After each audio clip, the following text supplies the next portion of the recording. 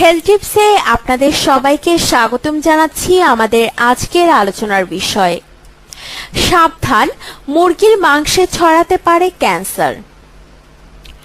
মুরগির মাংসের মাধ্যমে ক্যান্সার ছড়াতে পারে এমন আর্সেনিক রয়েছে, এমনটাই এখন মেনে নিয়েছে মার্কিন food and drug administration FDA।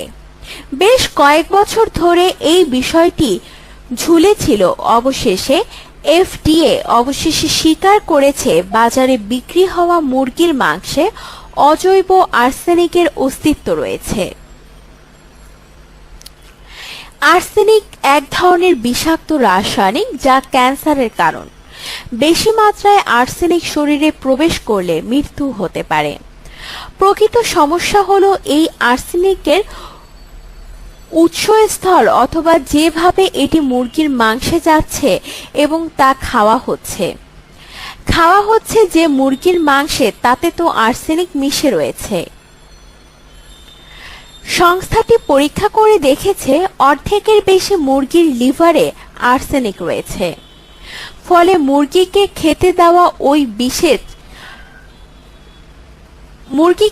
দেওয়া ওই বিশেষ ঔষধটি উৎপাদন বন্ধ রাখতে বলা হয়েছে ঔষধ কোম্পানিকে। প্রসঙ্গত 2006 সালেই IATP রিপোর্ট বলেছিল যে সমস্ত মুরগি খাওয়া হচ্ছে তার 70%কেই আর্সেনিক দেওয়া হয়, যাতে খুব কম খেয়ে তাড়াতাড়ি মুরগিগুলো বেড়ে ওঠে।